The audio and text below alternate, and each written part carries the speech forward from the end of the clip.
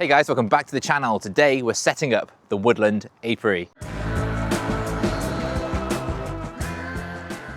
So this is going to be our second apiary site right here in this woodland.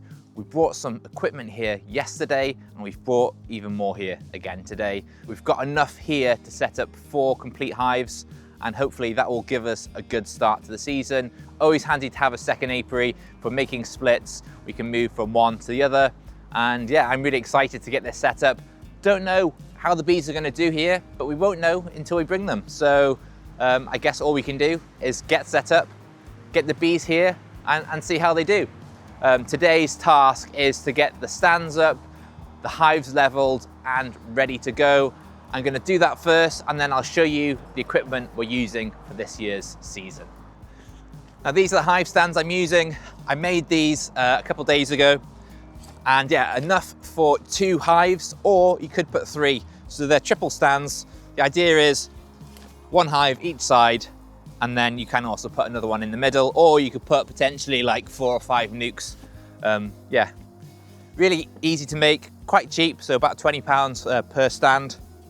And yeah, this is what we're going to be using for the season. I have given them a little bit of a paint, just some like fence paint essentially, just to keep them looking nicer and lasting longer. You'll see the one I brought here yesterday isn't painted.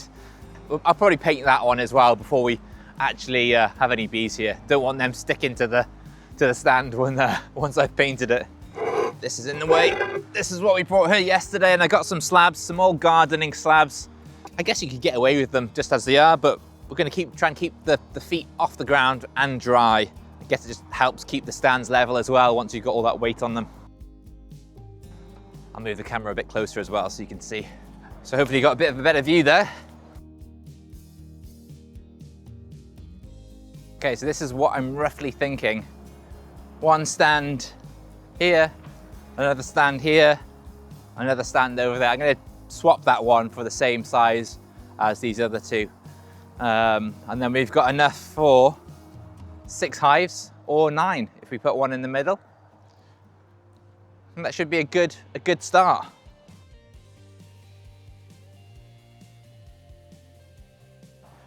I'm definitely a little OCD when it comes to getting them nice and lined up, but hopefully that's good now. So let's get the boxes and the hives on the stands.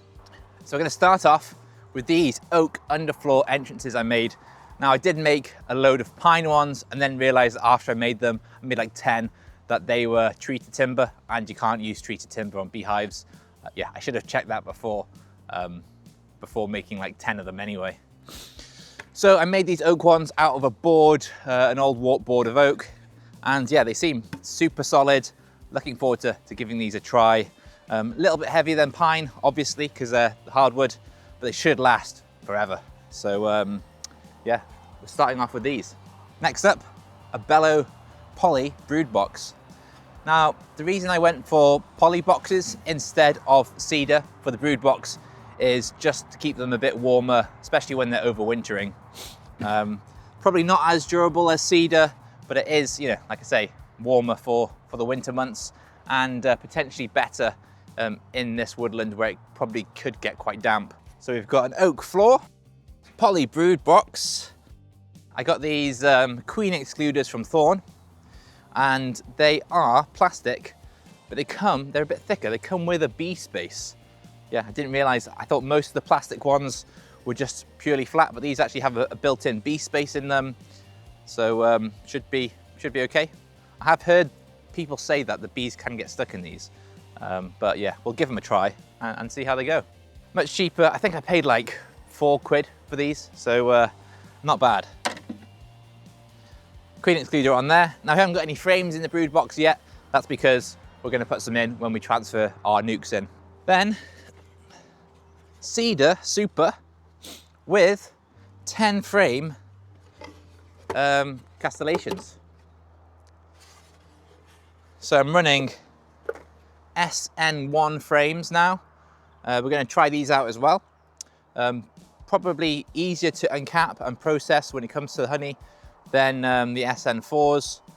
And they're actually a lot easier to build as well, because you can just put them flat on the work surface when you're nailing them together. So yeah, it gives the bees a little bit of more space in between the frames. It just allows them to build the comb out a little bit better, making it easier to uncap. And also for transport, the frames don't jingle around too much. So that's also an added bonus. And yeah, why cedar for the super? Well, it's cheaper, it's harder wearing, it's reasonably light, and they're going to be coming on and off the hives, you know, twice a year, and could potentially get knocked a lot easier than the brood boxes. So they're going to be a lot more hard wearing than the poly boxes. Another reason is you can just nail in the castellations super easily rather than faffing with trying to glue them to a poly super. And I got them in the sale. They were £17.50 for the super, and another £2.50 for the castellation. So £20 all in for the super box. I didn't think it was too bad. Next up, we have the Poly Ashforth feeder. So this is Black Mountains Honey's probably favorite piece of equipment. Lawrence goes on about these all the time. So decided to get a few of them and try them out myself, and basically just replace the crown board. So don't use a crown board, just use this instead. Saves having to buy a crown board, which also saves having to buy a feeder. So when you add it all up, it's not that big of a difference just to get one of these. It's insulated as well, so probably better for overwintering. You can turn it upside down if you want to feed fondant. Yeah, so we're giving these a try as well. And then finally we have a Thorne roof. So I've got a bit of insulation, found it in the shed. This is just 25mm Kingspan back in the days when I used to do a bit of building work. And I'm just going to pop it in the roof just to keep it doubly insulated. You've got the Ashforth feeder, and then you've got another 25mm in the roof. So over winter, these should be absolutely nice and toasty. So there we go. One piece of insulation in the roof as well. Oh, I've got my roof dirty. Yeah, makeshift brush. Keep our hives nice and tidy. So that is one hive ready to go, and we're going to do that 3 more times.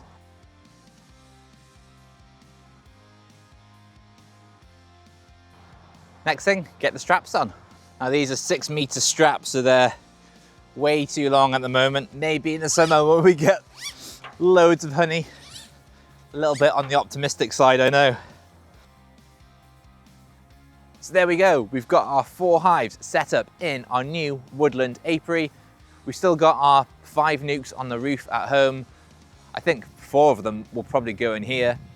And yeah, we've got space for another stand to the side. So I'm going to bring another stand in the next few weeks as well. Just handy to have more space. If we do need to expand, we want to put some nukes there. Also a good idea. And yeah, thanks for watching. If you stayed this long, I appreciate it. And I'll see you in the next video. Cheers.